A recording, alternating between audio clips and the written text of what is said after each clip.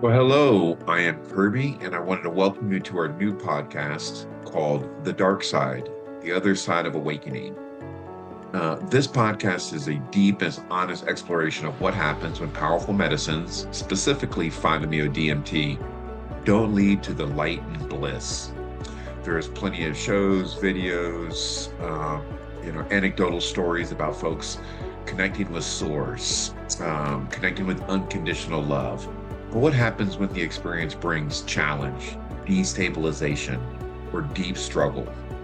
As I travel the country speaking at conferences and having conversations with folks who have had experiences with this medicine, it's become more and more obvious that these experiences are happening more often. So in each episode, we're going to sit down with real people who have faced the harder edges of this medicine.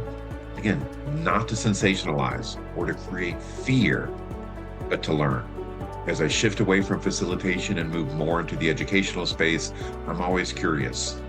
What went wrong? How did the folks find their way back? And what can we do as community educators and facilitators to do better?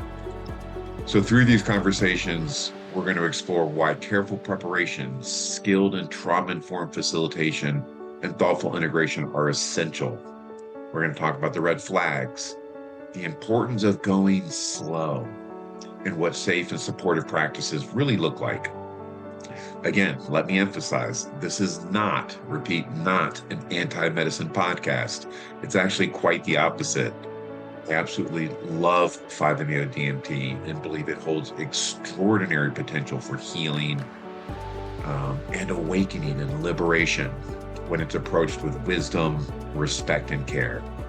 And that's also why we've created our 5-MeO DMT facilitation program that's been running for some years now. And that program is designed specifically to help minimize these kinds of difficult outcomes by teaching safety, ethics, trauma awareness, and deep integration.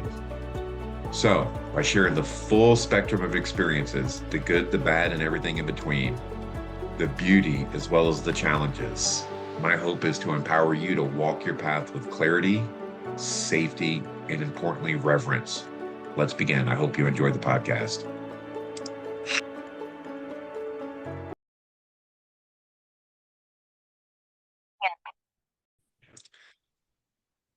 All right. Welcome back to another episode of Awakening on the Other Side. And again, as I start these, I just want to continue to reiterate that the point of these is not to scare people away from the medicine. There's a few different things that we're trying not to do here. Is one, scare people away from the medicine, because I do think, just in my personal opinion, it's been the most life-altering experiences that I've ever had personally, and we all have different experiences with different medicine. But for me, 5-MeO specifically has been absolutely life-changing, and I've got a lot of reverence and respect for it and what it can do for folks. So one, not trying to scare folks away, and two, this isn't a call out other facilitators in any way, shape, or form. That's why we're not using specific names for it. Because again, what I've seen in the space, working with, over 1,000 people or witnessing over 1,000 experiences, is some of these events, destabilization, difficulties, whatever uh, term you want to use to describe them. Some I think can be avoided, and some are just part of having a psychedelic experience. I'm really trying to focus on some of the ones that, potentially could be avoided. So anyone that's considering stepping into the space just understands, I think, as Nina and I were talking prior to pressing the record button, was like the importance of informed consent, understanding that these events can happen so that you're aware of exactly what you're stepping into so you can consent to that. And I think to do that, you really have to have a really deep understanding of all the potential outcomes, good and bad.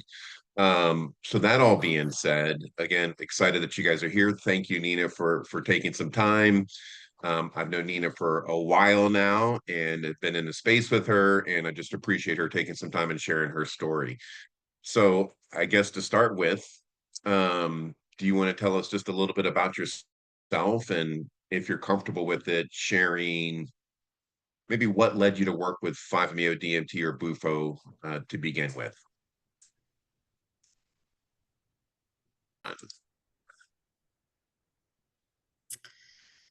All right. So my name is Nina Wilson, and I'm going to tell you a little bit about how I came to 5-MeO. It's a long story, so I'm going to give you just the short little snippet of it. I am a licensed mental health therapist, and I was working in Colorado. And at the time, we had a lot of people I was living near Boulder. And at the time, we had a lot of people that were going to utilize psychedelic medicines for their mental health. And there was some practitioners that were working in Boulder with ayahuasca specifically that were maybe not doing it in the most responsible manner. And so I was then, because I had a holistic integrative mental health practice, I had a lot of people coming to me to help kind of clean up what that mess created. I personally had absolutely no experience with psychedelics prior to that moment. And so, of course, my first taste of psychedelics I was very bitter. I was like, this is ridiculous. These people are, they're not getting the help they need. Those specific ones were being re traumatized, they were being perpetrated on. It was a whole situation. And so that was my first introduction into psychedelics as a whole. I then decided that, okay, well, I need to educate myself more. And one of my friends at the time, who's also a therapist, found this. I'm going to say just it's a facilitator training that she found, a medicine facilitator training that she found. And I met, with the instructor, and essentially it took it took my friend probably 3 or 4 times to convince me to take this course, and I essentially decided to. So throughout this course, I really enjoyed it. I really loved it because it was focusing more on the cultural aspect of the medicines, and honoring that part of it and utilizing the medicines in that way, as opposed to, say, maps. That's a lot more clinical, which I know a lot of people in therapy that utilize psychedelics go the maps route, but that doesn't resonate with me. I'm a little bit less of a clinical therapist. I am was at that point, especially very deep into my spiritual journey. And those more esoteric things and the more cultural things really resonate with me a lot more. So I'm taking this course, and essentially I decide, and I've always been like this with my clients, if I'm going to help someone through something, I'm going to need to have a similar type of experience. Now, that doesn't mean that if my clients come in with some sort of crazy trauma, I'm going to go traumatize myself for that. That's not what I'm talking about. But I'm saying if they're going to use something as a tool to help their mental health, if I'm not going to try that myself and have an understanding of that myself, then I'm not going to use it. I'm not going to advocate for it, and I'm going to refer you out. That's it. So I decided that I'm falling in love with these cultures. I'm falling in love with these medicines, and essentially what they can do. And of course, I'm thinking, okay, well, I probably should have an experience myself. So I started microdosing psilocybin and BCAPI per under like the instruction of my instructor from this course. Fast forward almost a year since I started the course. I think it was probably like 9 or 10 months. My it was the year after COVID, and so I decided to close my private practice. I decided to move back to my hometown and kind of figure out my next steps, because when I opened that practice at the beginning of COVID, it did not go how I thought it was going to go because COVID happened. And so I was also struggling with a very important relationship in my life. Both of my pets of 17 years passed away. I was just not in a really great place. And my instructor had said to me, you need to come do Bufo. And I was like, I don't know what that is.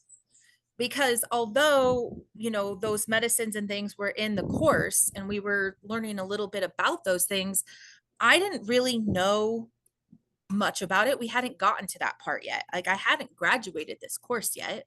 I was getting close to the end, and all of those things just briefly touched on it. They briefly touched on the medicines. They briefly touched on what they did. They briefly touched on the cultures. But do I think I could have came out of that course being a facilitator? Absolutely not, by the way, just first and foremost. So I listened to her. I trusted her. I had created a good relationship with her. She lived in a different part of the country. I had visited her several times prior to that, learning about some different medicines and microdosing some different medicines with her. I really trusted the guidance of, okay, I need to come do Bufo. But that was the very first major experience I had ever had with any psychedelic ever. And I will tell you that there was really no screening process at all. Like, there were not questions asked of me at all. But one, I don't know, maybe that's normal because I didn't really know better. I'm sad to say that. I'm sad to say I didn't know better, but I didn't really know better. And I also just really trusted her because I thought that, she knew me well enough. Like, we had become good friends. And so through that whole year that I had known her, I was like, she's really helped me with some other medicines, and we've really talked about what I'm dealing with. We've talked about my traumas. We've talked about those things. Like, she knows me. So I thought, okay. So I flew down there to do this medicine that I had, never done a massive psychedelic. And I think that's probably the biggest one you could probably, in my experience of all of the medicines I've taken, that is the most massive medicine, and the most massive experience, the biggest reset like you could possibly have. It was the first thing that I did. Okay, so there's a lot of unpacking in that it is interesting. It's because first off, I think one of the most important pieces that you touched on was, again, one of the questions I was going to ask is how involved was the facilitator before the experience, and I think you touched on that. Like, if there was no screening process, no intake process, and that already gives me a good idea that there was minimum involvement. And the amount of stories that I hear about that just stagger me, right? For a multitude of reasons, not just, I mean, the obvious, are you on medications? What type of contraindications, could you be stepping into the space with that could be medically and physically dangerous? Even things like supplements. Are you taking methylene blue, kana, kava? There's a multitude, kratom. There's a multitude of just even supplements that people take on a day-to-day basis that they may not even equate with contraindication. And then obviously, creating a relationship with the person you're going to have this huge experience with, I think is something that's important. And then obviously, again, understanding your background, your trauma history, and anything else that could actually play a role in how the experience plays out. Now, you said that was your first full psychedelic experience. Have you had psychedelic experiences since then? Oh, yes. Yes. Okay. I had So to you, because okay. I gonna get a little emotional here. If I didn't have the people to support me in the plant medicine community after this experience happened, you being one of them, I wouldn't be here. In fact, it was another plant medicine practitioner of a different medicine, of a different, all the things, who actually reached out to me, and essentially kept me from taking my life due to this experience. So, and then through that process, it's so discombobulating that I, I don't know, honestly, and this is just for me, for my experience. I don't know if just going to a regular therapist would have done much for me at that point. I needed Right. someone who had had these experiences. I needed someone who had facilitated these things. I needed someone to really help me understand. And I had to go so much deeper because 5-MeO is a very different experience, or at least the one that I had is a very different experience from any of the other psychedelics I've done. And so let me just explain a little bit Yeah. about how I got there. So I the person that took me, my instructor, she was not actually the facilitator. Her friend was the facilitator, and I knew they were good friends. And she had been working with him with this medicine for a very long time, and I knew that. And so together, they had a lot of experiences together. And again, so I was very trusting of that. There are a couple of things that happened when I showed up, because remember, I had to fly. I had to go to a completely different across the country to do this. And there are a couple of things that happened when I showed up that were kind of red flags, but like what am I going to do at that point? And I also, so here's like the really logical piece, right? But then here's the other, Can we yeah, touch on a couple of those red flags first? yeah, Because that's actually one of my questions. yeah, And again, it's easy to look back, right? it is. And see them and not to hijack the story, but my first experience was the same thing. I actually flew to a different state, got the rental car, got the hotel, and I actually was showing up to do like traditional DMT, in dimethyltryptamine. That's what I had signed up for. No screening, no intake process. Come on down. And I remember showing up, and this little beautiful Spanish lady was like, "We don't have that. We don't have any more of that." And I'm like, "Well, I paid. I'm here. Like, what am I going to do?" And she's like, "You need to do bufo." And I'm like, "I've seen videos of that." I'm like, "I don't think I want to do that at all." And she's like, "No, you need to do, you need to do that." And same thing. I sat down, had two back-to-back huge experiences, thought I was dead. And they essentially were like, "Hey," as I'm coming out of it, they're like, "Hey, we've got other people waiting. We got to kind of move you over to the side." And that was my experience. No conversation prior, no conversation afterwards. And then next thing you know, I'm in my car driving back to my hotel, like, what the hell just happened? But the reason I'm sharing that is same thing at that moment. I'm like, that's how they do it. But now I could look back and point out so many red flags that should have been like clues of like, this isn't ideal. What were some of the red flags that jumped out to you? Yeah, I will say this, because I was friends with her, I was staying with her. So Mm. that was at least, I didn't have to go, like, I'm sorry. I'm sorry that you had to go back to the hotel by yourself, because that's insanity. Um, but we did have to drive from where she lived to another place and get an Airbnb for the night. And one of the first things that was really difficult for me in particular is I had heard a couple of things about Bufo. I had heard that you basically crap yourself, and that's going to happen. And she would throw up all the time on medicine. So she was kind of telling, but I didn't watch any videos or anything. She told me not to, because like she's like, it's going to scare you. And that's, that's fair. And in the very like esoteric spiritual side of myself, I know that this was something that I had to do, period. So for me, it was a little bit like, well, these things are kind of sketchy, but also like, I know that I need to be doing this like intuitively. Um, when I got there, I didn't realize that other people were coming with us. And so there was a group, which I was like, what? You're gonna like make me do this in front of people? Like I thought, I didn't really realize that there was going to be a group. It was a very small group, I'm going to say that.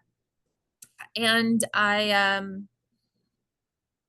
yeah, so we get there, and I I don't know. Right prior to that, the area in which I lived in Colorado was burning to the ground, massive fires. And I had already moved back to Nebraska, but all of my stuff was in storage. And so, right prior to that, I mean, literally minutes before we leave to go do this, I am thinking to myself, I just lost everything. I have nothing. And a month before that, shut down my business, both of my pets died. Like it was a whole thing. That relationship was disintegrating. And so I literally felt like I had nothing. So my thought process was, I guess if I die, I have nothing to lose, because I am aware that you can die with this medicine. Plus, people talk about how it's a death experience. So, of course, but at that point, I was literally like kind of in such a place of like, whatever, if I die, like, I don't have anything anyways. Like, it's just not. And I remember like telling the people I was with about these fires and how I think I'm losing everything. And they just kind of like ignored it. So I'm already in like this really not great emotional place. And I'm not really able to process what's happening before going to do this. So we get there, and there's kind of a little ceremony in the beginning, and I meet the facilitator, wonderful, lovely human. And I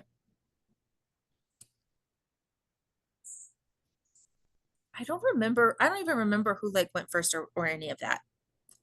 I know I went first out of like I think I think she went first, the person that I went there with.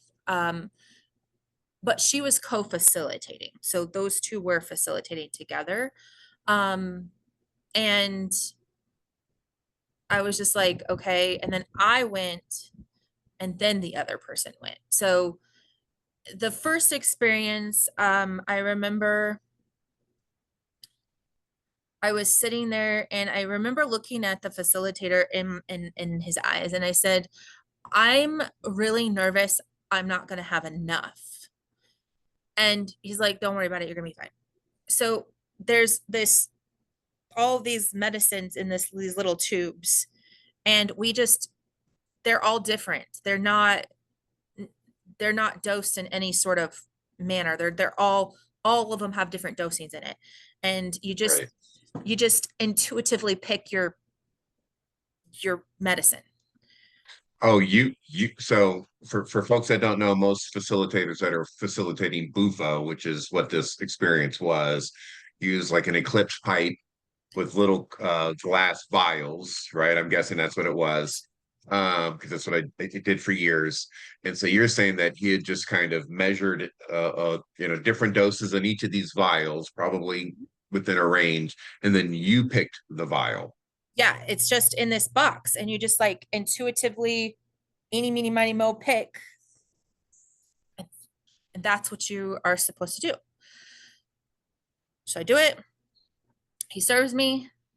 The first experience I actually remember, because I was having a hard time letting go and like letting myself be in it. 'Cause I'm freaking terrified, to be honest with you. Um, and so I remember falling back on the mat, and then I just remember like really struggling in my body a little bit.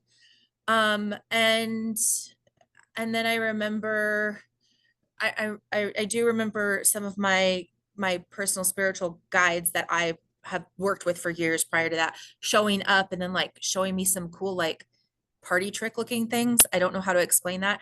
I was just laying still on the mat the whole time, though. This was all in my mind. And I was like, oh, that's like cool that I can do that with energy, or that's like cool that I can do that with different dimensions. Like it was just stuff like that. And then I came out of it. Um, and then he served us a second round. The second time around, and I don't know if it was because I was like, yeah, I mean, I kind of struggled with that. Like I was having a hard time like letting go. Uh, he decided you just intuitively choose two vials. So the second time around, I intuitively chose two vials. And the first time it was just kind of a little bit in the vial, right? In one vial. The second time, these vials were almost full, and it was two of them. And I'm like, okay, guess we're doing this. Plus, by that time, like you've already had the first round, so your serotonin is like, you are just like, you are so blissed out in love and life that you're like, I don't know, give it all to me. Like it just, you just don't, you're not in that space to understand really what's happening. Obviously, that's part of why you have good facilitators and psychedelic experiences. Right. And so I took the second round, and I didn't remember anything about that until later. And I came out of that experience. I mean, I felt great. Like, how do you not feel great when your serotonin is, surged so much in your mind? My shirt wasn't on, so I didn't have a shirt on, and or it was like half on, I guess. And so then I was like, and one of the other people that were in the group was like, the co-facilitators aren't saying anything to me. They're just, like, are you okay? Like, you doing good? Like, I'm like, I'm great. Like, I don't know anything that just happened. But this other person in the group then was like, oh my God, that was a crazy experience. You were throwing your clothes everywhere, you were screaming, you were doing all this stuff. And I was like, I what? Like, I was like, what? I'm mortified. I'm embarrassed because and I realized that, like, the facilitators weren't telling me that because they didn't want me to feel that. And I actually appreciate that. Like, it shouldn't have just been blurted out by someone else of like, here's what you were doing. And then this person was like laughing at me, and I'm like, and he's like, no, it was a really beautiful experience. I'm like, that I don't feel that now. I don't feel that now. Um, and so that when we went back to the Airbnb. So that was the actual kind of experience. But the things that happened after that were the traumatizing pieces, I think. Right. We'll step into that in a second. I just want to comment on sort of the ceremony itself. Um, First off, I do love that. Again, it's if you've been in the space enough, you've seen everything, right? It's like people take their clothes off. Just again, folks that are listening that have not had this experience, 10% of the people are going to get naked. I've Yeah. seen men and women have orgasms. I've seen women clutch at breast implants. I've seen people bite on their teeth, claw at their eyes, scratch their face. Like all these things to me are super normal. Scream at the top of their lungs. I saw a lady curse for like 10 straight minutes, just mama, mama, mama, mama.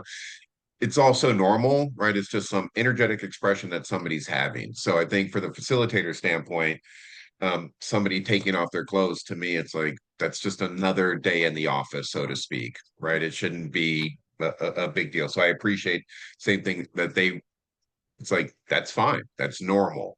um Also, you should know that that's a potentiality, right? And as a male facilitator, and not, this has nothing to do with what they were doing, but just in general, I recommend, especially for the students in my class, I record all my sessions just for that reason, right? Because as you mentioned, you're coming out of an altered state, a deeply altered state. So first off, it's very difficult to really get true consent to somebody that's in an altered state. Like, let's do more. But that's normal and that's not uncommon. But also, again, it's important for me, again, as a male in the space, that if somebody does take off their clothes, it's like we can look at the film. I had no involvement in that. That's just was part of your process. I know, because I know some facilitators that have gotten a little bit of trouble for that, because again, there's predators in every space. So I think controlling the environment is crucial. If you have a group experience, I think having a conversation with the entire group before having the experiences is important. Of like, this isn't your experience to be a part of, to comment on, keep it. Because again, it's like you're in such a susceptible space. Anything that's coming from the outside is going to be impactful. Um, was there any conversation, you know, I'm guessing you have no idea what your dose was on either of those. Just was like a little or a lot. No. Okay. Um, and Bufo is an interesting one too. I mean, the amount that we used to load into the pipe, it became pretty easy for me to recognize that people weren't able to take in all that anyways. They can only take in so much, right? So I think you hit a point where the receptors, the serotonin receptors are saturated. It's as much as you're going to get. Was there any conversation prior to the experience of what could happen? That did they have any conversations like, hey, look, you could take off your clothes, it'd be normal. If you do this, that's also very normal. Um, Honestly, I don't recall. I Okay, don't believe so. There wasn't like weeks or days prior.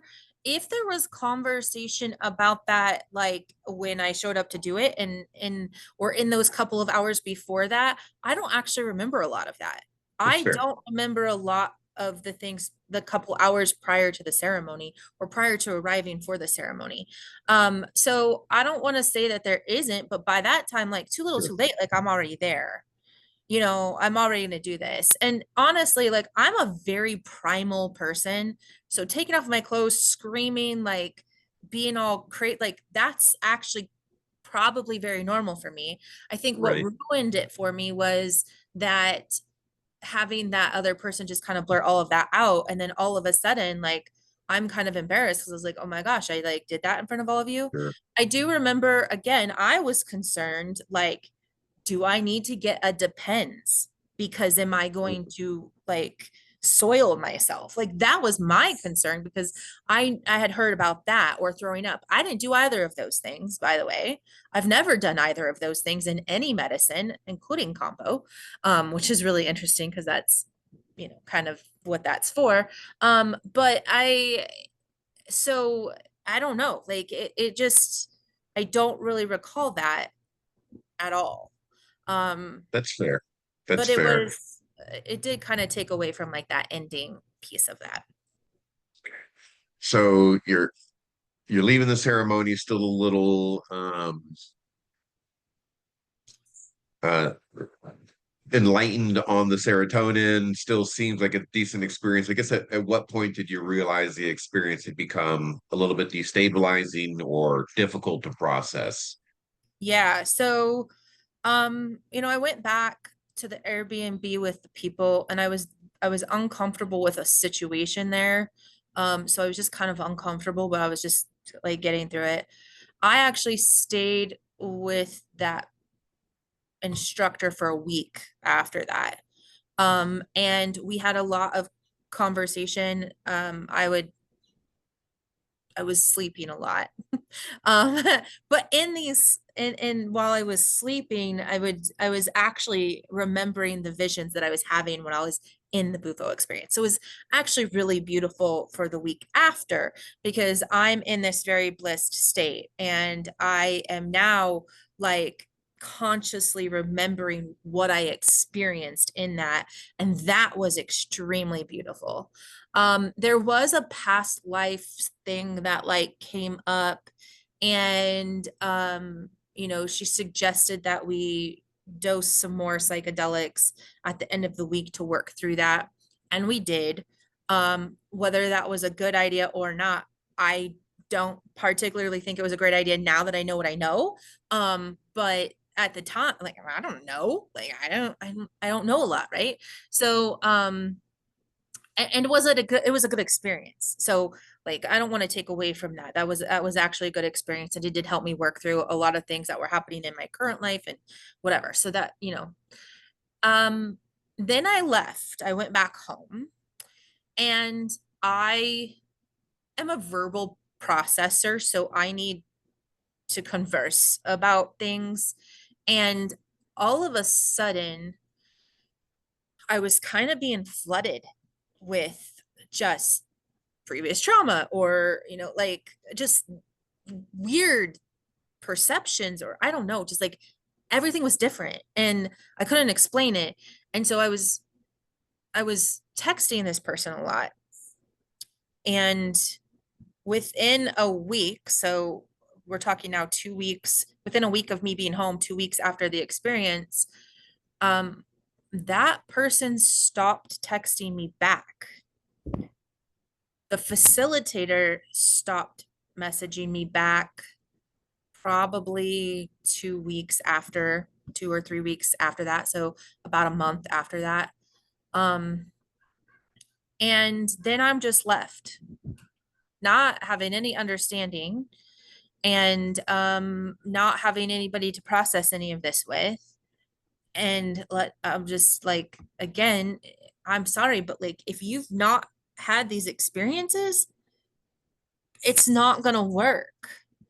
I, to have somebody who has never experienced bufo try to help me integrate that, just for me was not going to work. But I was new to the plant medicine community at this time. I didn't really know a lot of people. I knew my instructor and a couple of other people that I had been having conversations with, because they worked with different medicines. And so I was like, trying to just learn more about the medicines by talking to facilitators, because that's how you do. And um, I, it was really kind of devastating, because the longer, the more time that went by, the worse my suicidal ideation got. And I had had prior suicidal ideation for most of my life. I had suicidal ideation. So was a very well known, situation that I've had. I actually, in my career as a therapist, became an expert in suicidal ideation. That was one of my core populations. I'd worked with Dr. Joyner on some different things. Like, I was considered an expert in my field on suicidal ideation. This was not like any suicidal ideation I had ever experienced, nor had I ever learned about. So I, even at that point, was like, I don't know what to do. Because it wasn't like most suicidal ideation, you're kind of backed into a corner and you don't really see a way out. This was like, I literally was not in touch with my human self at all. I was not connected to being here, to being human, to doing any of this anymore. I was like, that felt so good. I felt so good, because at the time I was also extremely sick with autoimmune disease. So my body did not feel good ever. And I was really struggling mentally with a lot of that. And I was like, I felt so good. My body felt so good when I wasn't in it. So, like, why would I want to be doing this? At some point, oh, I also kept having flashbacks. Like, I'd just be sitting here having a conversation, and all of a sudden it'd be like I was in the bufo again. Um, Massively. Like, I mean, like, to a point where the person I was dating at the time, there were several times where he was like, I almost called the ambulance because you like stopped breathing, you like were doing these things, you were moaning, you were going, like, I was like, I don't know, I felt all blissed out. Like, I feel great in those moments, because again, like, it's surging your brain and you're just, I don't know, all blissed out. And I was like, I kind of laughed at him. I mean, I felt bad because he should not have had to deal with that. But and it would happen like at night when I was laying down or trying to sleep or relax, or again, just like in random conversation. And it was very weird. Um, Right. and so at, at some point, I think it was maybe a month and a half to 2 months later, I did get a text message from the instructor from that course. And I think maybe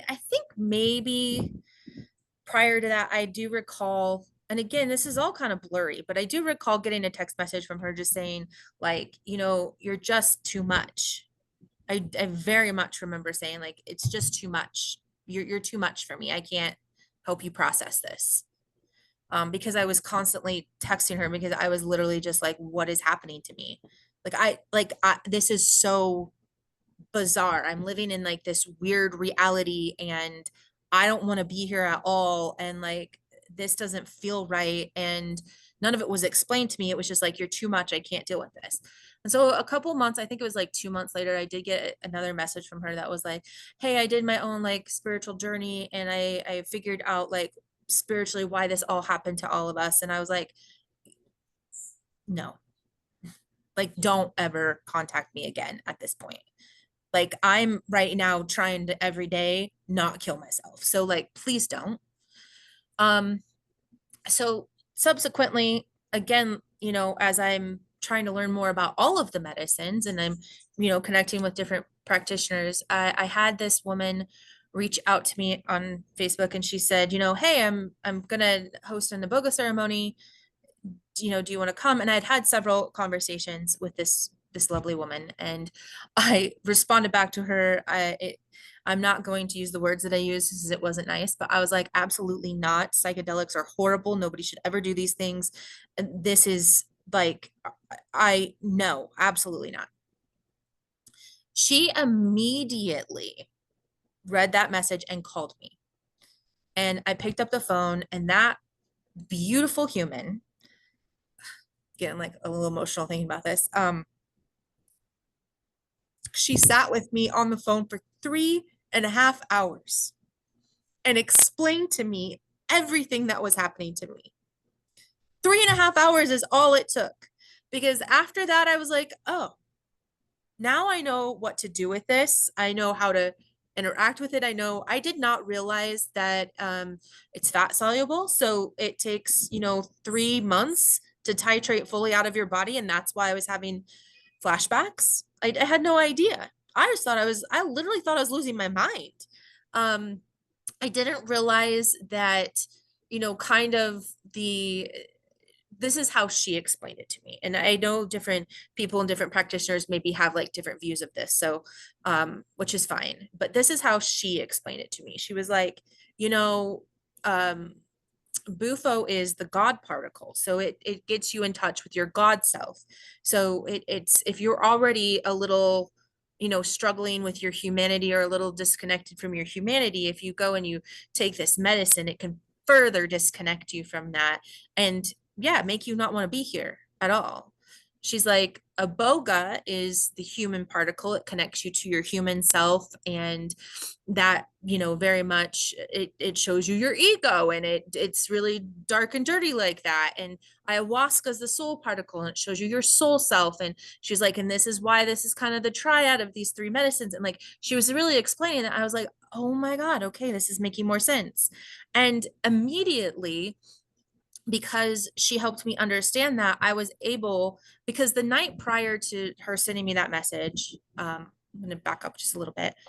Literally the night before that, I I was I was on the phone with one of my friends at the time, and I was like, I'm gonna fucking kill myself. Like, I don't want to be here. I don't want to be doing this. This is, I can't do that. I can't do this anymore. Like, I don't even know what's happening to me, and I can't, I can't do this anymore. And they were not in the same town as me. So they immediately called my mom, and my mom came and sat with me. And like, she was traumatized from that because although my mom knew I had suicidal ideation for most of my life, she'd never experienced any of it with me.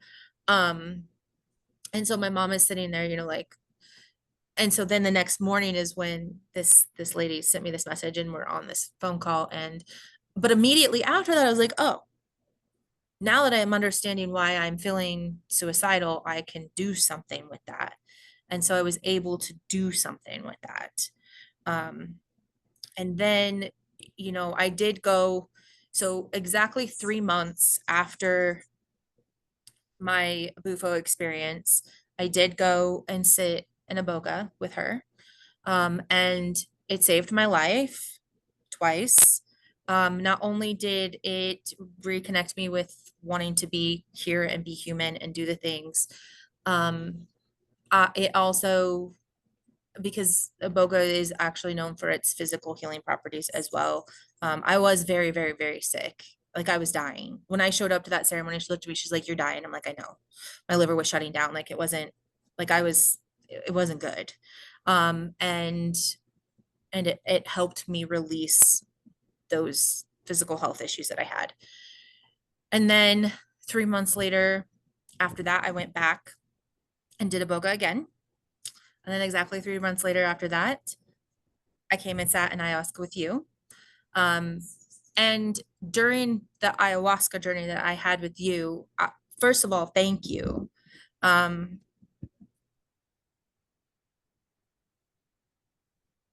I was terrified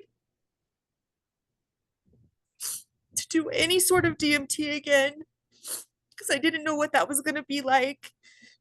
But I was really, really feeling called to do it. And again, when I get those intuitive spiritual hits for myself because of my spiritual beliefs, I don't deny those. And so I was able to find somebody that was not only very trauma informed, but you were so fucking patient with me. And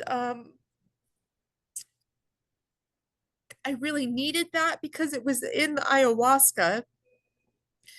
Oh man, and you served it so beautifully. I don't know, you were just so good about the dosing, and you were so good about my fear. I think that even though I don't know if I said that, I don't know if I ever actually told you how scared I was. I think I told you I was a little scared, but I was really terrified.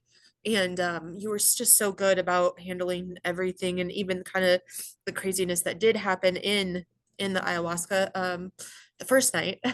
But the second night actually helped me connect with that bufo experience, and it actually helped heal the trauma from that and helped me understand the beautiful piece of what that experience was, because prior to that all I could hold on to was I almost died.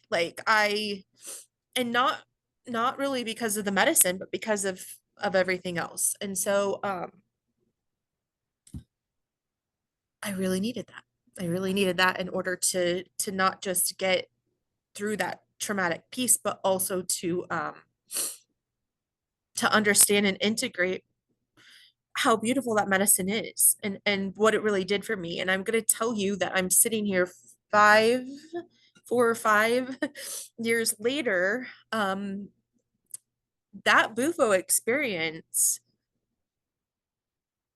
completely reset me as a whole. Like, I am a million times over not the same person that I was. And I am now, I will say, just for everyone out there, 5 years later, just now getting to kind of the end of the deep integration of that, well, 1 or 4 sittings depending on how you look at it, because there was 4 psychedelic experiences in that year. But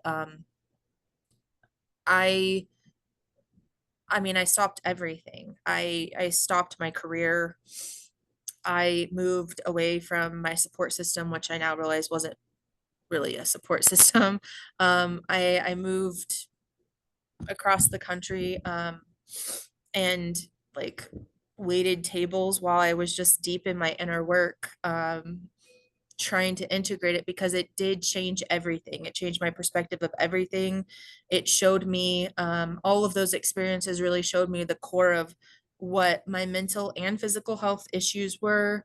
It blasted my psychic channel wide open. I was a psychic before that and doing psychic work before that, but like now I can't even tell you. It's insane some of the things that I'm able to do, and some of the gifts that I have now. And I like I was telling you, I'm reopening my mental health private practice in 3 weeks, and I developed a whole new therapy model. Um, and I don't hate myself, which is amazing. This is like the first time in 40 years that I don't hate myself. So I mean, it was absolutely life changing, and it was absolutely needed. And my mental health is the best it's ever been in my entire life. Same with my physical health. Like, everything is so beautiful and amazing, and I can be present, and like, so I don't, it's not the medicine. It's not the medicine. It's the facilitation. Yes. And that will change things. So, I really have you and Chris to thank for um helping me through all of that, because I don't know, I wouldn't be here if it wasn't for either one of you. I'd still probably be very traumatized or dead. Well, obviously, we are glad you're here, and yeah, it's there's lots of pieces there. again, if I'm analyzing this from like a facilitator and a facilitation training standpoint, I think it's important to have these conversations in advance of what type of support are you able to provide, how long that support could last, and then what is the plan B or the subsequent plan when that kind of meets its end. Because as a facilitator, I can understand, I've worked with folks where, again, early on, they again, I'll put myself in somebody else's shoes. They charge $300, 500, whatever it may be. They do the ceremony, and then maybe daily messages from folks for several weeks. I personally see that as part of your job, right? Some of the facilitators don't have the capacity for that, or that hasn't been discussed. Of like, hey, look, I'm able to support you for the next couple of weeks. Here's kind of the times that I can do that. But if we need more support than that, here are some resources. Here are some, because I think you touched on it. I mean, the guest I talked to recently, you know, she immediately called the facilitator the next day and just said, "I'm not doing well." And the facilitator said, "I don't do that. Call a therapist." And I'm like, "Well, what is a therapist going to do?" And you're a therapist. I'm in school for therapy. I find it fascinating that in all my classes, when I talk about psychedelics, I get nothing but blank looks or strange looks, like, "Oh, he's using the psychedelic word." So blanket statement, most in general aren't trained for psychedelic integration. And then those that are, very few of them are specifically trained to integrate a 5-MeO DMT experience, which you mentioned is not like any other psychedelic experience. Most classical psychedelics have some sort of visual component to it. There's an experiential aspect to it. And there could be some visual and experiential aspects to 5-MeO, but a lot of it is just this energetic, embodied experience, and it creates this shift, and sometimes it takes time for that shift to show itself, right? Like if you have a new set of lenses in your glasses, well, now you're experiencing all sorts of reality just slightly different with this new set of lens, so it takes time to kind of show itself. Versus I did psilocybin and I had a conversation with my ancestor and it told me X, Y, and Z. That's a little easier to integrate than I don't necessarily know what happened. I just don't feel grounded. I don't feel the same, whatever the outcome may be. So I think if a facilitator is listening, or potential participant is listening, is really lay that out in advance. What type of capacity do you have as a facilitator? And if the need of the participant goes beyond that, the incorrect answer would be to tell them that they're too much, right? That's the wrong answer. The right answer would be, hey, look, this is how long I can support you in it, but let's come up with an alternative, of maybe somebody that may be able to keep going with you, because it's obviously important. So I'm sorry that you went through that, because you know I think anybody, it's sending the message that you're too much, right? And directly saying that you're too much is absolutely an inappropriate response. Um, I'm really glad that you had the conversation, because again, I think when I'm talking to the students, well, one thing, it's like, my wife said something very similar to early on, when prior to her, when she was interested in being a psychedelic therapist. She had like very little experience with psychedelics. I had just started into psychedelics, and I'm like, you need to go do them, right? Probably similar to, like, if I'm going to work with these folks, I'm like, you should probably go do them. And she's like, Yeah. well, I work with people that are taking bipolar medicine, and I've never taken bipolar medicine. I think you kind of touched on something like that too. Like, I don't need to go have the same trauma they have to work with them. I think to a degree, yes, that's accurate. But with this particular molecule in general, and I think psychedelics in general, I think you need to have a relationship with it. You need to have an understanding of it. And I think specifically with 5-MeO, if you can't articulate what this medicine is doing to folks, what the process is like, what the outcomes can be, and how to deeply integrate it, you probably aren't ready to be facilitating it. I think the problem is a lot of folks will say, that's easy. You just, like in my class, I say, look, give me a monkey and a dozen bananas and I can teach it to light a pipe in a weekend, right? That's not the serving of this medicine. Like that's not difficult. It's like, yeah, I could throw some mushrooms on a scale and give them to somebody. That's not the facilitation of this particular medicine. It really is being able to walk somebody through this is kind of the potential outcomes. This is what this is like. This is what non-duality is. This is what an ego death feels like. This is why you may feel suicidal or lost or ungrounded. And here's how we work with that. So again, I think a lot of folks are stepping into this space too early to facilitate, and they just don't have enough experiences. And I think another problem is, and it all comes from a good place, friends that recommend it to each other. You know, my experience, although it was mildly traumatizing, I just laid there like a little Buddha, like same as you. Like I didn't move. I just sat up, and they were like, "You want to go again?" I went again, and I just kind of sat up. I just assumed everybody's experience is like that. Yeah. There's thousands of different outcomes from these experiences. And unless you've seen enough experiences to understand all the potential outcomes, you don't really know how to navigate that space properly. So you probably shouldn't be in it. But all that being said, you touched on a lot of my questions. Again, like what type of tools, practices help you find your footing again. I appreciate you touching on that. Um, you I hit will on some, say, too, just quickly, yeah, so with the tools that have helped me since then, I did have to I did try a regular therapist that had no psychedelic experience, and was not trained in these things, and it did not work for me throughout that year that I was doing all of those psychedelics. So luckily there were a lot of amazing people kind of in the community that were helping me out. And then I will also say that after that year, these years that I've been trying to do some integration, um, microdosing psilocybin, I think, has been one of the most helpful things for me, simply because it does help kind of regulate that. Because after you, it's not like your body chemistry just like goes back to normal after that. It really doesn't really. When once you've had, especially like there wasn't for an entire 12 months that I didn't have a massive psychedelic in my system.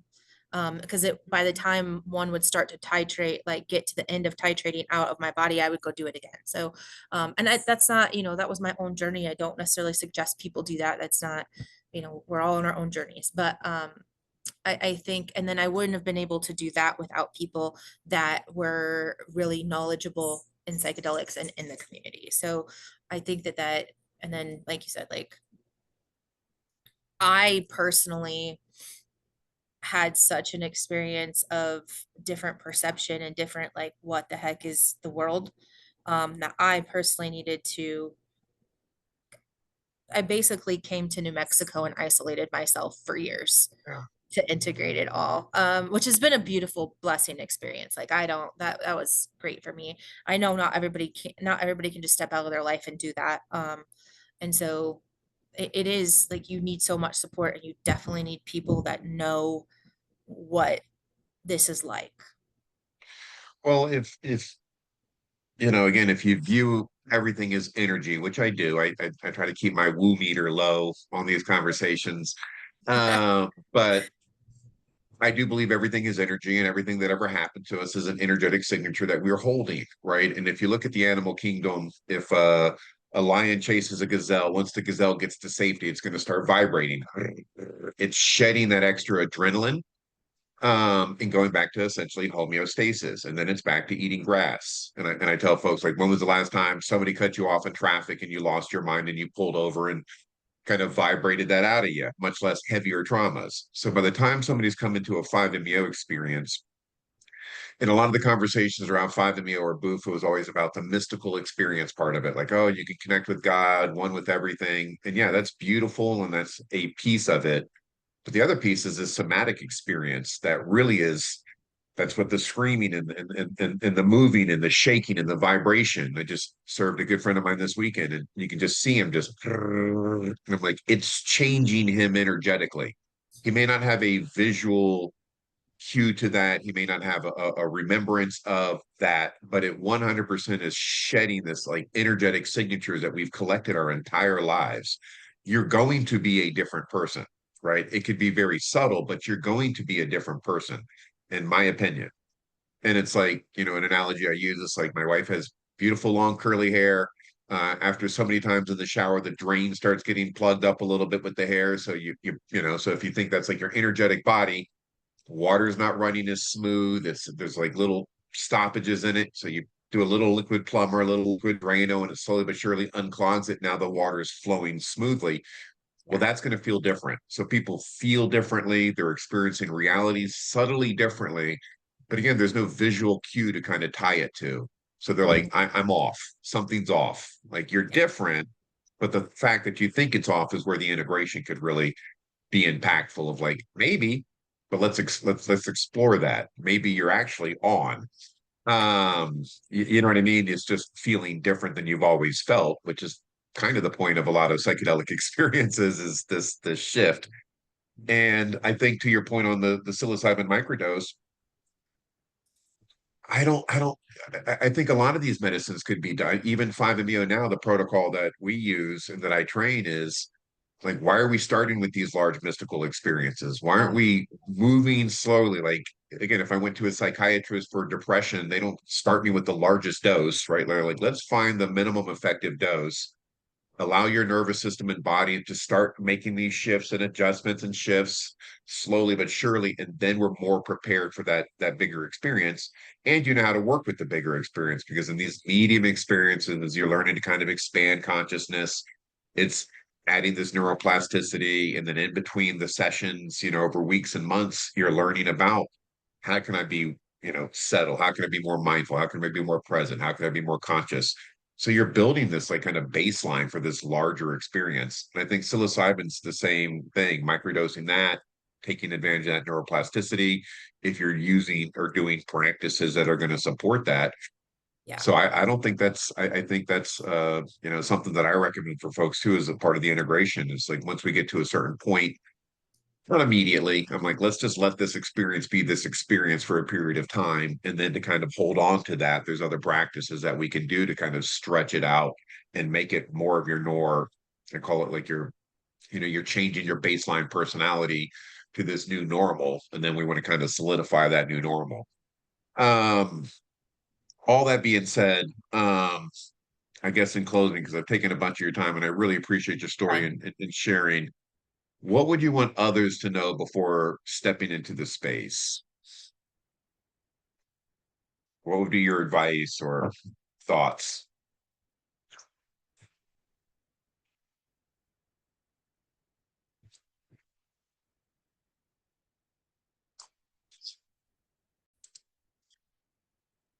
All right. Well, again, I want to thank Nina for showing up, and I apologize. The last question of that interview got cut off. Her internet froze on her, but I'm glad that she got through it.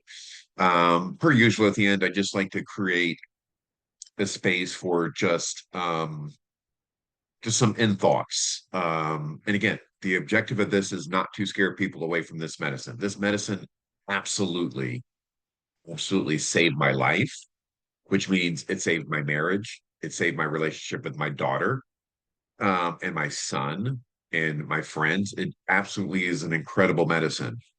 And that being said, however, it is one of the largest psychedelic experiences a person can have. It's not the strongest psychedelic. I mean, by weight, psilocybin or LSD is probably a more potent medicine, but experientially, in such a short to be in this human physical form, everything that you identify with, I'm this person, this is what I do for work, to have that completely separated into feeling that you are one with everything, if that's the experience you have. And obviously, different people have different experiences.